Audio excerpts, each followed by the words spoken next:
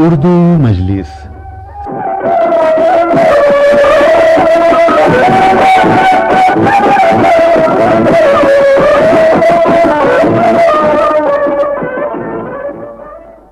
سامعین، اردو شاعری کی تاریخ اور فکر و فن پر مبنی پروگرام داستان اردو شاعری کے ساتھ حاضر خدمت ہے رئیس صدیقی۔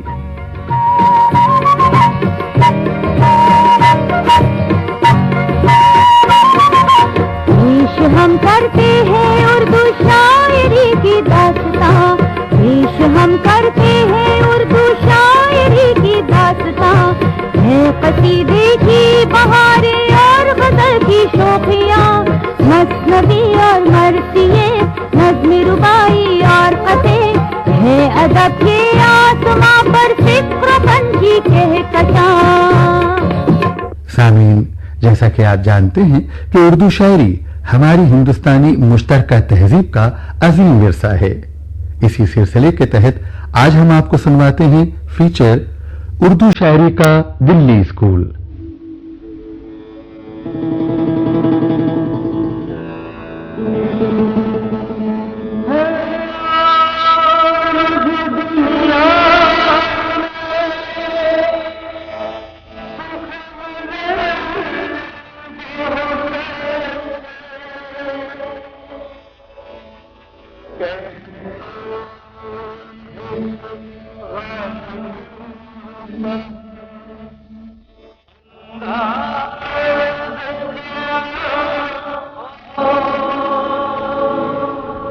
دیکھو نگہ شوق سے دلی کے نظارے، تہذیب کی جنت ہے یہ جمنا کے کنارے، یہ خسرو آزردہ وہ غالب کی چہیتی، گہوارہ اردو ہے یہ داغ کی دلی، دل میں ابھی اس کے ہے محبت کے شرارے، دیکھو نگہ شوق سے دلی کے نظارے۔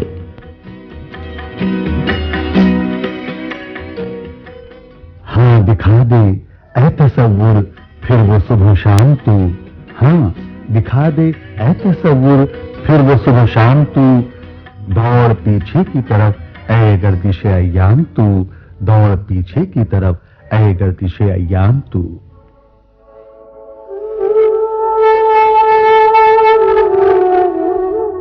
تقریباً 700 سال پہلے مہرولی میں قطب الدین ایبک نے پہلے سلطان کی حیثیت سے تخت سلطنت پر قدم رکھا، اور اس کے ساتھ ہی اور چیزوں کے ارتباط کے ساتھ زبانوں کے اتحاد کا عمل بھی شروع ہوا۔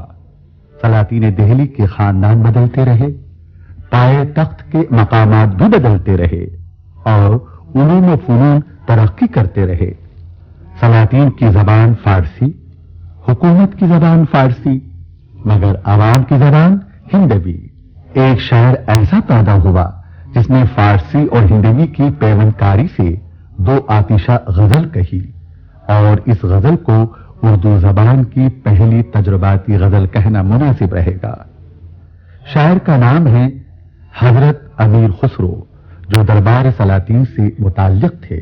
مقامی بولی ٹھولی کی زبان کو، جس کا نام اس وقت ہندوی تھا، ادب سے جوڑنے کا سہرا حضرت امیر خسرو کے سر ہے، اور غزل کے علاوہ ان کے گیت، کہہ مکرمیاں، دو سخنیں، پہیلیاں سب اس زمانے کی شاعری کا حصہ ہیں۔ اگرچہ ان کی دستاویزی ثبوت دستیاب نہیں ہے، مگر سینکڑوں سال سے یہ چیزیں سینہ بسینہ آج کی نسل تک منتقل ہو گئی ہیں، اور عوامی اعتبار کے حساب سے یہ تمام چیزیں بھی حضرت امیر خسرو کی ہی تصنیفات کہلاتی ہیں۔ حضرت امیر خسرو سے وابستہ منظرنامہ فارسی اردو کی پہلی غزل کی نشاندہی تو کرتا ہی ہے، اس کے علاوہ ایک اور حقیقت واضح ہوتی ہے کہ یہ زبان ابتدا سے ہی تصوف کے رنگ میں رنگی ہوئی تھی، اور آگے چل کر اس امر کا بخوبی اندازہ ہو جاتا ہے کہ دلی اسکول کے شاعروں پر تصوف کا رنگ غالب رہا، اور کھلی سوچ اور اخلاقی قدروں کے فروغ کی مثالیں دبستان دہلی کی شاعری میں جگہ جگہ ملتی ہیں۔ حضرت امیر خسرو کے بعد اور کوئی ایسا شاعر نمایاں نہیں ہوا جس نے زبان کے فروغ میں حصہ لیا ہو۔ दिल्ली के सलातीन का दौर उस वक्त खत्म हो गया जब 1526 ईस्वी में मुगल बादशाह जहीरुद्दीन मोहम्मद बाबर ने पानीपत के मैदान में इब्राहिम लोदी को शिकस्त दी। इस जंग में दिल्ली के सलातीन की कुव्वत का खात्मा हुआ।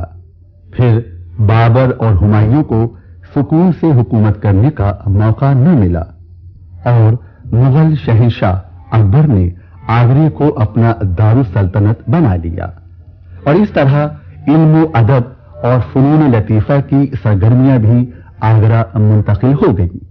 वहां फारसी और हिंदवी का बोलबाला रहा और आखिरकार जब अकबर के पोते शहंशाह शाहजहां ने दिल्ली को अपना पायतख्त बनाया, उसने पुरानी दिल्लियों से दूर एक नया शहर शाहजहांबाद के नाम से आबाद किया। लाल किला और जामा मस्जिद दिल्ली की तामीर हुई तो काफी अरसे के बाद फिर दिल्ली की किस्मत जागी। मुख्तलिफ कौमों के मेलजोल से एक लश्करी जबान बनने लगी जिसे उर्दू कहा गया और उर्दू बाजार में मखलूत जबान का उरूज हुआ और आगे चलकर इस जबान ने ऐसे ऐसे शोरा पैदा किए जिनके नाम के साथ दबिस्तान दिल्ली वाबस्ता है। एक दिलचस्प बात यह है कि क्योंकि अकबर और जहांगीर के जमाने में अहले अकबराबाद का ज़ौक़ सुखन बालिदा हो चुका था और इसके पायतख्त दिल्ली मुंतकिल हो जाने के बाद भी अकबराबाद यानी आगरे के माहौल में अदबियत और शेरियत घुली रही। और ये बेवजह नहीं है कि इस शहर में ऐसे बाकमाल शोरा पैदा हुए जैसे नजीर अकबराबादी, मीर तकी मीर और मिर्जा असदुल्ला खां गालिब। ये शोरा उर्दू को दबिस्तान आगरा की देन है, लेकिन बहुतों को तर्के वतन करना पड़ा और दिल्ली ने उनको पनाह दी और परवान भी चढ़ाया। इसलिए मीर तकी मीर और मिर्जा असदुल्ला खां गालिब दबिस्तान दिल्ली के शोरा कहलाए। तहजीबों के लेन देन में ऐसे वाकयात अक्सर होते हैं। गरज के शाहजहांबाद के वजूद में आने के बाद दबिस्तान दिल्ली मुकम्मल हो गया। मैं चमन में क्या गया गोया दबिस्तां खुल गया। मैं चमन में क्या गया गोया दबिस्तां खुल गया। बुलबुलें सुनकर मेरे नाले गजल खां हो गईं। बुलबुलें सुनकर मेरे नाले गजल खां हो गईं।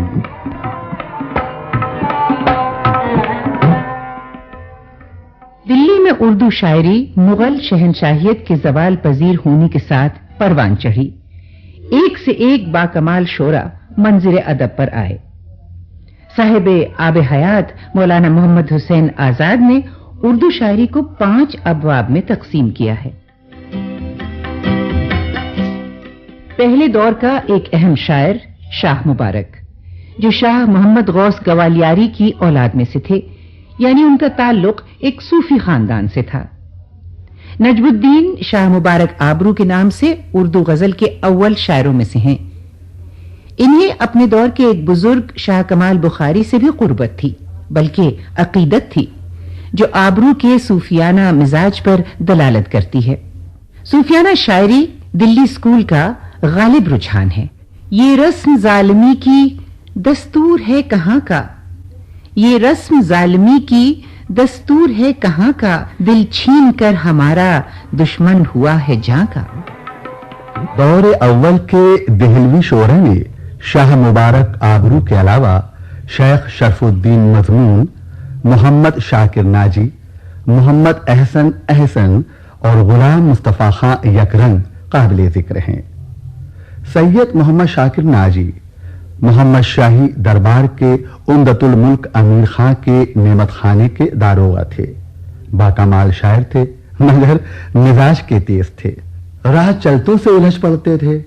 बहरहाल कलाम में क्या रवानी है, मुलाजा फरमाइए। ऐ सबा कहे बहार की बातें, उस बुते गुल अजार की बातें।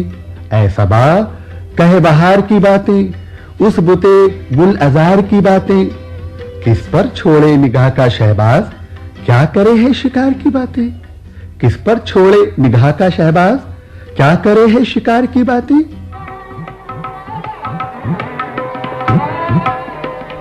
دوسرے دور کا اہم شاعر ہے شاہ حاتم، شیخ ظہور الدین حاتم ولد فتح الدین شاہ حاتم۔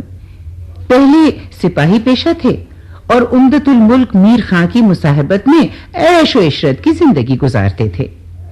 نوجوانی میں جوانی کے سب شوق پورے کیے، پھر دلی میں قدم شریف کے پاس میر بادل علی شاہ کے تکیے پر جانے لگے۔ یہ تکیہ رند مشربوں کا ٹھکانہ تھا۔ فقیر کی صحبت نے ایسا اثر کیا کہ آہستہ آہستہ صوفیانہ روش اختیار کر لی، فقیر کے مرید ہو گئے اور توبہ کر لی۔ کم و بیش 50 سال تک وفاداری کے ساتھ شاہ حاتم روز اس سبزادار پر آتے تھے اور ایک جمگھٹا سا رہتا تھا۔ ان کی ولادت 1111 ہجری میں ہوئی تھی اور وفات 96 برس کے بعد ماہ رمضان 1207 ہجری کو دلی میں ہی فوت ہوئے اور دلی دروازے کے باہر مدفون ہوئے۔ ان کے شاگردوں میں سب سے بڑا نام مرزا محمد رفیع سودا کا ہے۔ ان بزرگوں کا فیض جاری ہے۔ کبھی کبھی شاگرد کا نام استاد سے زیادہ روشن ہو جاتا ہے۔ سودا اس کی ایک خوبصورت مثال ہیں۔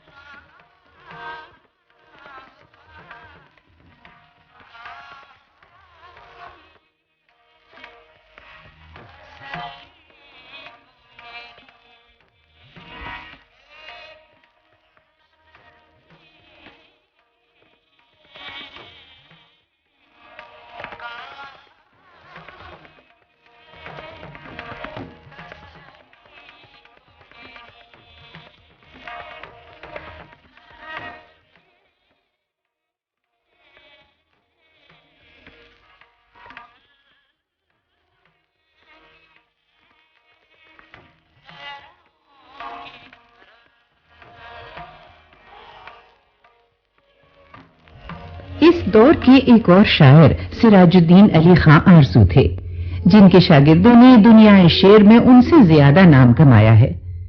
مرزا مظہر جانے جانا، میر تقی میر اور خواجہ میر درد۔ آرزو کا آبائی وطن اکبر آباد ہے، مگر دلی سے انہیں خاص مناسبت تھی۔ انتقال لکھنؤ میں فرمایا، مگر مدفون ہوئے دلی میں۔ چند اشعار جو ان کے کمال و فن کی دلیل ہیں۔ آتا ہے ہر سحر اٹھ تیری برابری کو، آتا ہے ہر سحر اٹھ تیری برابری کو، کیا دن لگے ہے دیکھو خورشید خاوری کو۔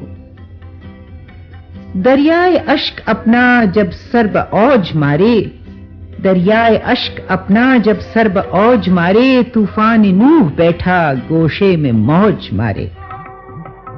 کاروان شاعری آگے بڑھتا رہا۔ وہ دور انقلابات کا تھا۔ مغل شہنشاہیت بہت کمزور ہوتی جا رہی تھی اور بیرونی حملہ آوروں نے خاص طور پر دلی کی زندگی کو بے حال کر دیا تھا۔ مرزا جانے جانا کی اس غزل میں وقت کی دھڑکن سنائی دیتی ہے۔ چلی اب گل کے ہاتھوں سے لٹا کر کارواں اپنا، چلی اب گل کے ہاتھوں سے لٹا کر کارواں اپنا، نہ چھوڑا ہائے بلبل نے چمن میں آشیاں اپنا، نہ چھوڑا ہے بلبل نے چمن میں آشیاں اپنا۔ یہ حسرت رہ گئی کیا کیا مزے سے زندگی کرتے، یہ حسرت رہ گئی کیا کیا مزے سے زندگی کرتے، اگر ہوتا چمن اپنا گل اپنا باغباں اپنا، اگر ہوتا چمن اپنا گل اپنا باغباں اپنا۔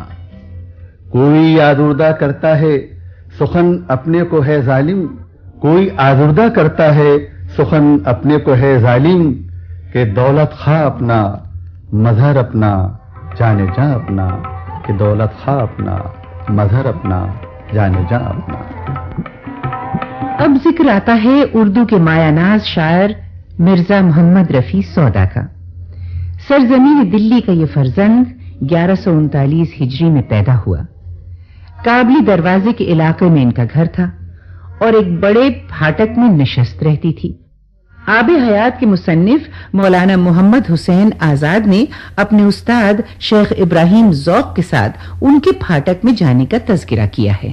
مرزا محمد رفیع سودا کی شہرت بادشاہ وقت عالمگیر ثانی تک پہنچی تو وہ سودا کو اپنا کلام دکھانے لگے، یعنی وہ استاد شہ بن گئے۔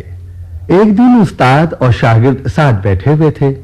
بادشاہ نے سودا سے پوچھا، استاد آپ کتنی غزلیں روز کہہ لیتے ہیں؟ اس پر سودا نے اپنے مخصوص انداز میں جواب دیا، حضور کتنی غزلیں؟ ارے جب کبھی طبیعت موضوع ہوتی ہے تو 2-4 شعر کہہ لیتا ہوں۔ عالمگیر کو کچھ تھوڑا سا مزاح سوجا، وہ بولے، بس میں تو بیت الخلاء میں بیٹھا بیٹھا 3-4 غزلیں کہہ لیتا ہوں۔ سودا کہاں چکنے والے تھے، حضور تبھی ان غزلوں سے اتنی بو آتی ہے۔ سودا اس واقعے کے بعد بادشاہ کے پاس نہیں گئے۔ عالمگیر ثانی نے کہلایا کہ آپ میری غزلوں کی اصلاح فرمائیں تو آپ کو ملک الشورا بنا دوں، مگر سودا نے پھر بھی دربار شاہی کی طرف رخ ہی نہیں کیا، حالات سے مقابلہ کرتے رہے۔ آخر 60 سال کی عمر میں دلی سے نکل کر کچھ روز فروخ آباد نواب بنگش کے یہاں رہے، پھر 1189 ہجری میں لکھنؤ جا کر نواب شجاع الدولہ کی ملازمت اختیار کی۔ نواب نے قدر و منزلت میں کوئی کسر نہیں چھوڑی، لیکن ایک دن فرمایا کہ استاد آپ نے جو ربائی ہمیں ہمارے دعوت نامے کے جواب میں لکھی تھی وہ دل پر نقش ہے۔ سودا نے نواب صاحب کی زبانی یہ ربائی سن کر اپنے اوپر طنز محسوس کیا اور پھر نواب شجاع الدولہ کے دربار میں ان کے جیتے جی نہ گئے۔ کیا شان استغنا تھی، یہ لوگ کیا کیا روایات چھوڑ گئے ہیں۔ خواجہ میر درد، تصوف ان کی زندگی کا طریق تھا۔ ان کا سلسلہ قادری خواجہ بہاؤالدین نقشبندی سے ملتا ہے۔ ان کے والد بزرگوار کا نام نامی تھا خواجہ ناصر اندلیب اور خود خواجہ میر درد شاہ گلشن صاحب سے نسبت رکھتے تھے۔ پیری مریدی کے باعث ان کا خاندان دلی میں تھا۔ دلی کے حالات دگرگوں ہوئے تو لوگ ادھر ادھر ہو گئے، مگر خواجہ میر درد کو خدا پر توکل تھا، یہاں سے نہ ہلے، تصوف کے رنگ میں یکتا تھے۔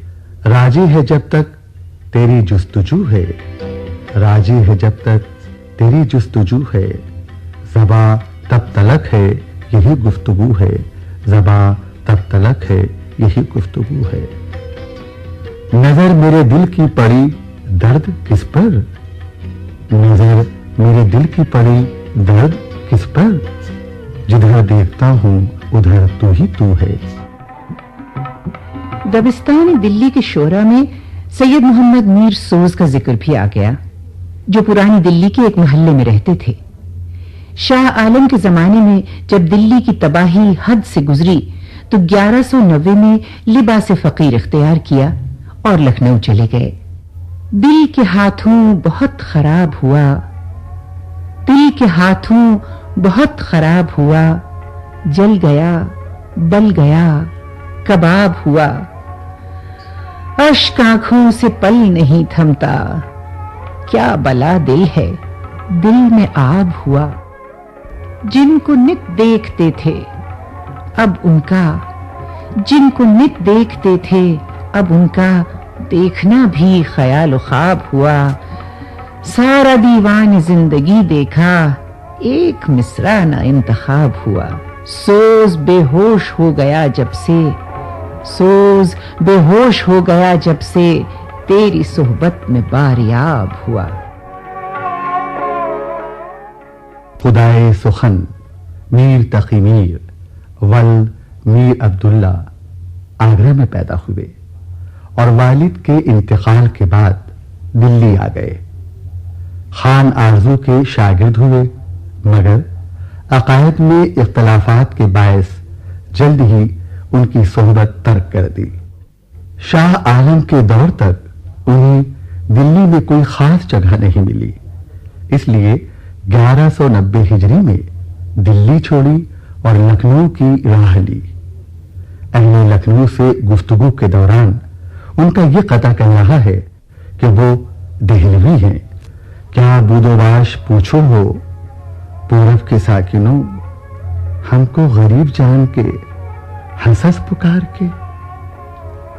کیا بود و باش پوچھو ہو پورب کے ساکنوں، ہم کو غریب جان کے ہنس ہنس پکار کے۔ دلی جو ایک شہر تھا عالم میں انتخاب، دلی جو ایک شہر تھا عالم میں انتخاب، رہتے تھے منتخب ہی جہاں روزگار کے، اس کو فلک نے لوٹ کے ویران کر دیا، اس کو فلک نے لوٹ کے ویران کر دیا۔ ہم رہنے والے ہیں اسی اجڑے دیار کے۔ دبستان دلی کے شعراء کی اس محفل میں میر تقی میر کی نمائندگی ان کی ایک ایسی غزل سے ہونی چاہیے جو دہلوی شاعری کے رنگ سے میل کھاتی ہو۔ دل پرخوں کی ایک گلابی سے عمر بھر ہم رہے شرابی سے، دل پرخوں کی ایک گلابی سے عمر بھر ہم رہے شرابی سے۔ جی ڈھا جائے ہے سحر سے آج، جی ڈھا جائے ہے سحر سے آج، رات گزرے گی کس خرابی سے، رات گزرے گی کس خرابی سے۔ کھلنا کم کم کلی نے سیکھا ہے، کھلنا کم کم کلی نے سیکھا ہے، اس کی آنکھوں کی نیم خوابی سے، اس کی آنکھوں کی نیم خوابی سے۔ کام تھے عشق میں بہت پرمیر، کام تھے عشق میں بہت پرمیر، ہم ہی فارغ ہوئے شتابی سے، ہم ہی فارغ ہوئے شتابی سے۔ دلی ہزاروں شاعروں کی کہکشاں ہے، مگر دور وہ آیا کہ مثل شہنشاہیت کی بدحالی کے باعث اہل علم نے ضروریات زندگی کی خاطر دلی کی گلیوں کو ترک کیا اور ادھر ادھر چلے گئے۔ آخری مغل تاجدار بہادر شاہ ظفر کے دربار میں پھر دلی میں شعر و شاعری کا عروج ہوا، اور اس دور میں ذوق، مومن، غالب، داغ اور خود آخری مغل تاجدار بہادر شاہ ظفر آسمان ادب پر اس طرح چمکے کہ ان کے ذکر اور کلام کے بغیر دبستان دلی کا تذکرہ مکمل نہیں ہوتا۔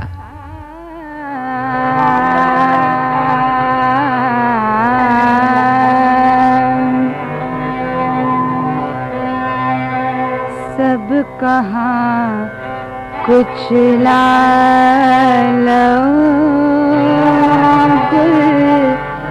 میں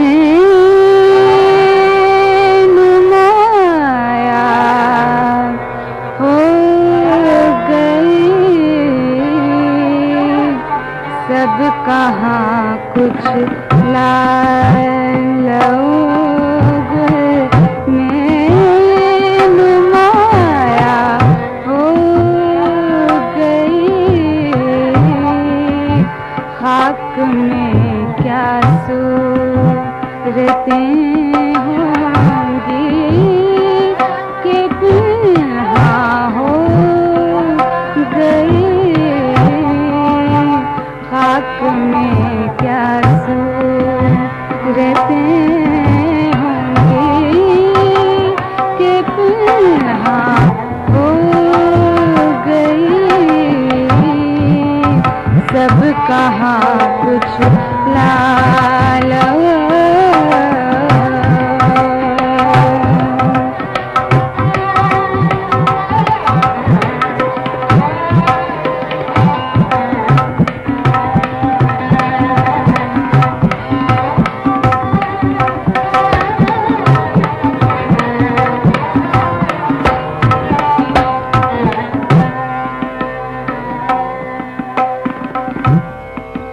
جوئے کو آنکھوں سے بہنے دا کہ ہے شام فراق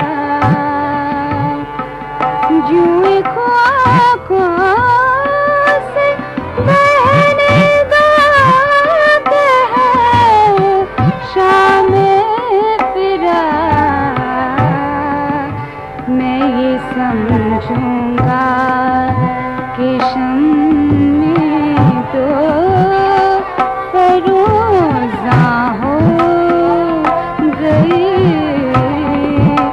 میں یہ سمجھوں گا کہ شمع تو فروزاں ہو گئی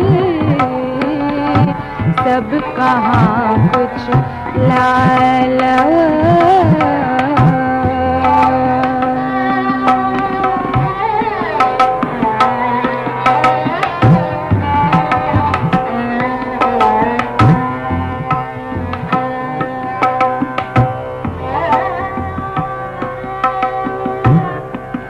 رنج سے کھو گئے ہوا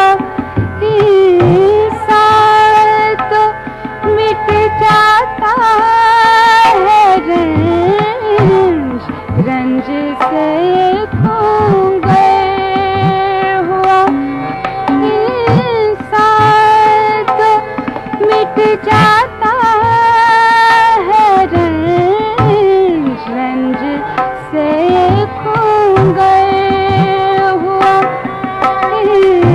سال تو مٹ جاتا ہے رنج مشکلیں مجھ پر پڑی اتنی کہ آساں ہو گئی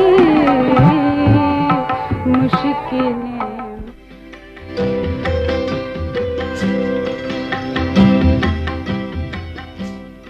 اردو شاعری کا دلی اسکول. ابھی آپ داستانی اردو شاعری سلسلے کے تحت فیچر سن رہے تھے. تحریر رفعت سروش، صداکار سلیمہ رضا اور رئیس صدیقی، گلوکار بیگم اختر، جگجیت سنگھ اور پیناز مسانی، معاون شمیم عثمانی اور ایم اے کمال. ترتیب و پیشکش رئیس صدیقی.